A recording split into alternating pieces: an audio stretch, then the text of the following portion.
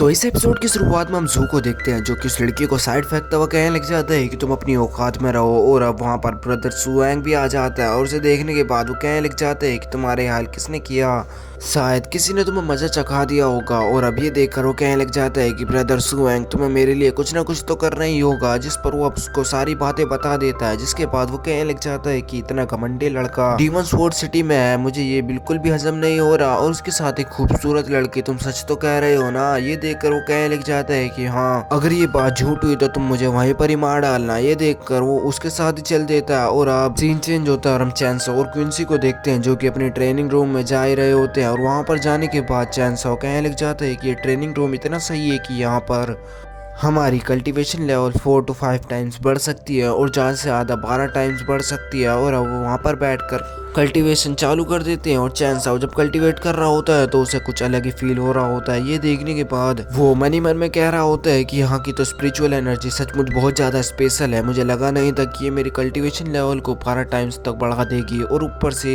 एक और एनर्जी चैनसाओ के अंदर समा जाती है। और उसके बाद वो अपनी आंखें खोलता है और अब क्विंसी को भी कुछ अजीब लग रहा होता है, जिस पर चैनसो कहने लग जाता है कि जब तुम कल्टीवेशन कर रही थी तो तुम्हें कुछ अलग लग रहा था, जिस पर वहाँ करती है। और अब ये देखकर वो स्पेशल एनर्जी कहाँ से आ रही है, चैनसाओ उसको ट्रेस करने की कोशिश करता है, लेकिन ऐसा नहीं हो पाता। ये देखने के बाद चैनसाओ और भी ज़्यादा हैरान होता है और वो वापस से क्विंसी को कल्टीवेशन करने के लिए कहने लग जाता है। और उसके कल्टीवेशन करने के बाद वो वापस से अब उसे चेक करने लग जाता है कि कहाँ से ये स्पेशल पावर आ रही है। और अब ये भी काम नहीं आ रहा होता है। ये देखकर वो अपनी सोल को अपनी बॉडी में से बाहर निकाल कर उस एनर्जी को ट्रेस करने की कोशिश करता है, तो वो देखता है कि वो जमीन में से भी आ रही होती है और वो पूरे डीमन स्वॉर्ड सेक्ट में चारों तरफ फैली हुई होती है। ये देखकर उसे कुछ भी समझ नहीं आता और वो कहने लग जाता है कि क्या इस एनर्जी का संबंध डीमन स्वॉर्ड सेक्ट से है या डीमन स्वॉर्ड इनहेरिटेंस से है, ये पता लगाना ही होगा। और अब ये कहकर वो वापस से अपनी बॉडी में आ जाता है। और अब चैनसो वापस से अपनी कल्टीवेशन करने लग जाता है। और अब बहुत समय बीत जाता है, चैनसो अब भी कल्टीवेशन कर रहा होता है, लेकिन अब वो रुक जाता है। और अब रुकने के बाद वो कहने लग जाता है कि यहाँ की एनर्जी बहुत ज्यादा खास है, इसने मेरी एनर्जी को बहुत ज्यादा बढ़ा दिया है और अब मुझे ब्रेक थ्रू करने का कोई ना कोई सा रास्ता तो ढूंढना ही होगा। और अब ये कहने के बाद वो खड़ा होता हुआ कहने लग जाता है कि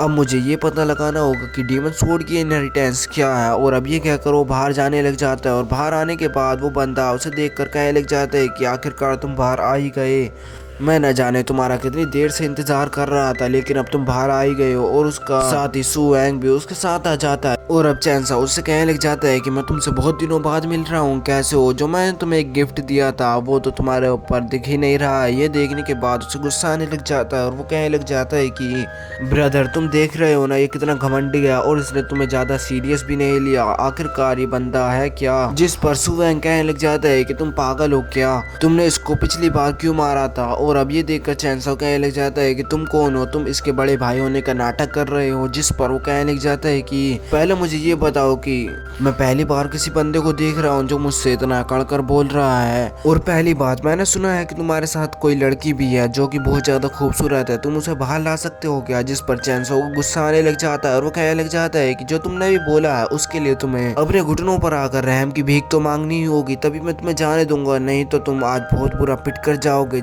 और अब ये कहकर चैनसो भी अपनी एनर्जी को रिलीज करने लग जाता है। और अब ये देखने के बाद वो बंदे को गुस्सा आने लग जाता है और वो भी अपनी एनर्जी रिलीज करता हुआ पूरी जगह को हिलाने लग जाता है। और अब ये देखने के बाद वहाँ के रहने वालों को पता लगने लग जाता है कि ये सही में सुएंग ही होगा जो कि इस धरती को हिला रहा है। और अब वो कहने लग जाते हैं कि क्या वो बंदा मरना चाहता है। और अब हम फिर से उन्हें देखते हैं और अब सुएंग चैनसो पर एक हैंड फॉर्मेशन से हमला कर देता है और उसे दबाकर हवा में उड़ाते हुए कहने लग जाता है कि मैंने सोचा था कि तुम इतने घमंडी बन रहे हो तो तुम्हें कुछ ना कुछ तो स्ट्रेंथ होगी, लेकिन मैं गलत था। जिस पर चैनसो हवा में उड़ता हुआ उसकी हैंड फॉर्मेशन को तोड़ देता है और नीचे आते हुए कहने लग जाता है कि मैं सोच रहा था कि ये मेरे ऊपर सूट नहीं करता, ये मुझे तुमसे कहना चाहिए था। और अब यहीं पर यह एपिसोड खत्म हो जाता है। 君の虜になって